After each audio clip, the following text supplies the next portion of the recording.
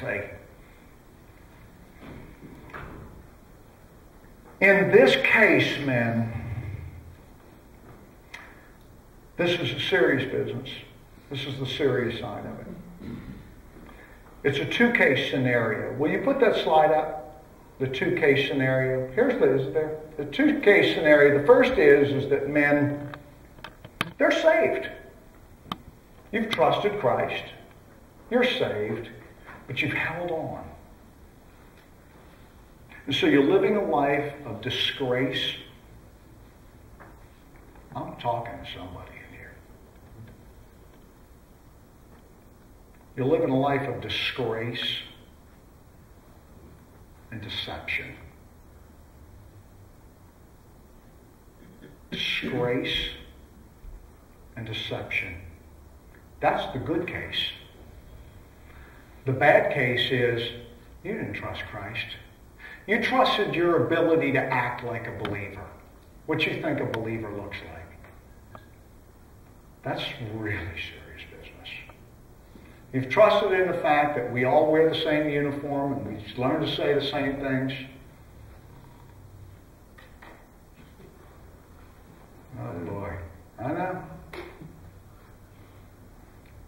In either regard,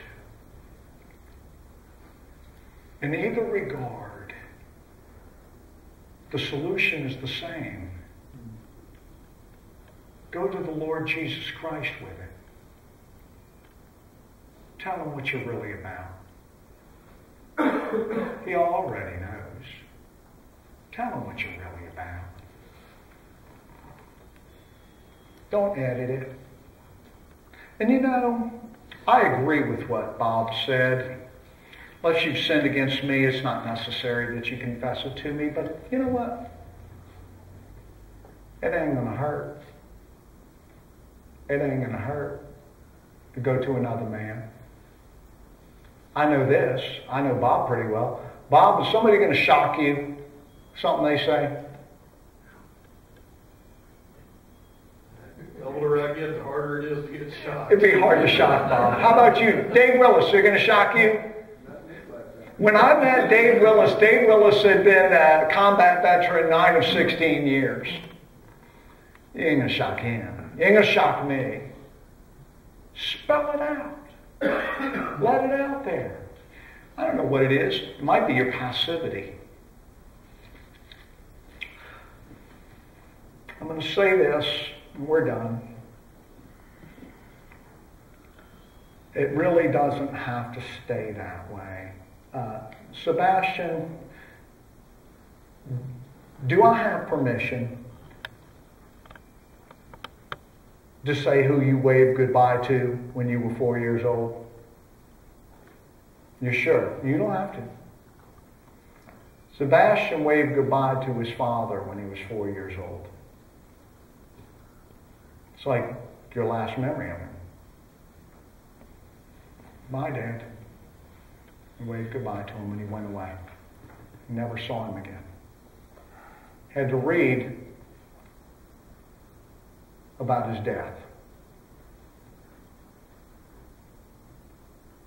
Sebastian's sitting next to his son, Alex, raising him in the Lord. That doesn't have to stay that way, did it? It didn't have to stay that way. Your Jezreel, my Jezreel, it don't have to stay that way. It doesn't have to be that way. I wonder if I have time. You got time. You got time. The worst day of my life,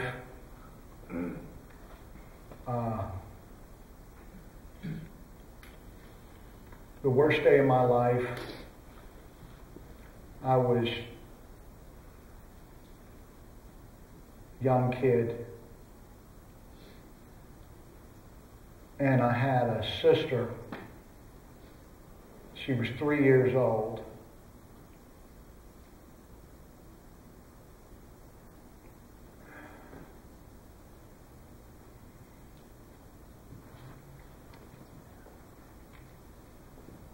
I was in an interracial family in Prince George's County long before it was in vogue.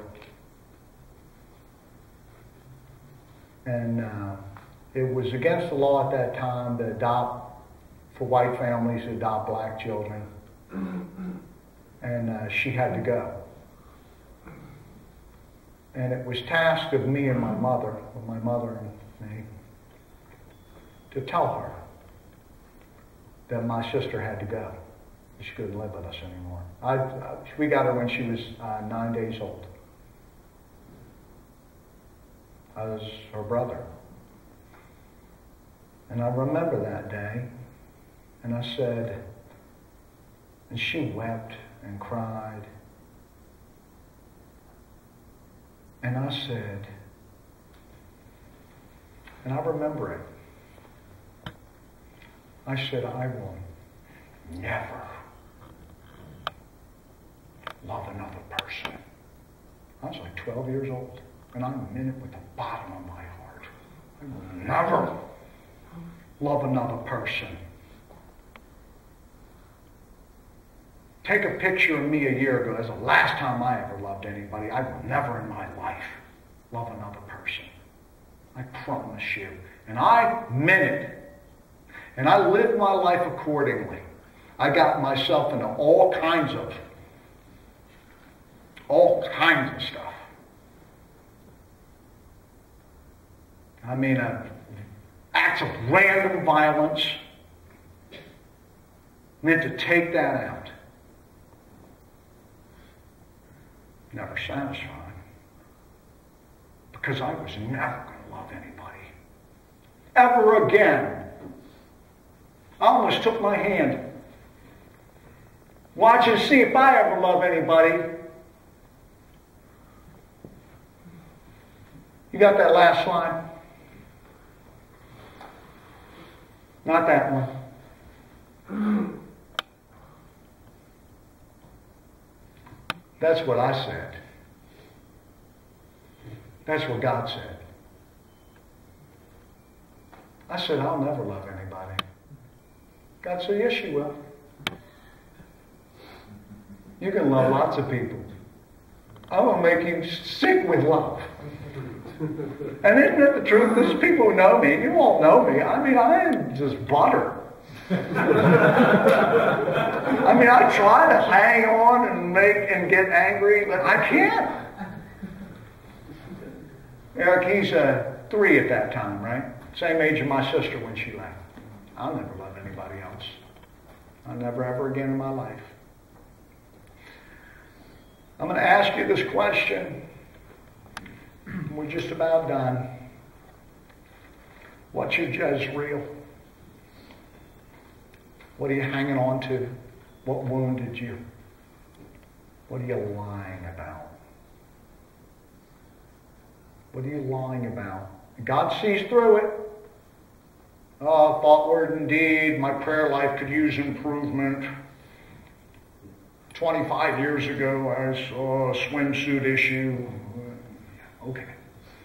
How about I looked at porn last night? You know, I'm smoking weed. I yell at my family. I'm passive with my family. I'm letting them raise themselves because I'm afraid of them. There's something. The Lord Jesus Christ. Now you can go to that slide with the Mark 7 thing. The Lord Jesus Christ says this. And he said, what comes out of a man, that defiles a man. For from within, out of the heart of men, proceed evil thoughts, adulteries, fornications, murders, thefts, covetousness, wickedness, deceit, lewdness, an evil eye, blasphemy, pride, foolishness. All these evil things come from within and defile a man. I want you to leave that up there, Chris. Christ died on a cross. He didn't come and pay community service. He came for serious sin. What I'm going to do, I'm going to ask one of you guys to dim the lights. I want you guys to spend a couple minutes and look at that and think about, what's my Jezreel? What's my Jezreel? What do I need to confess?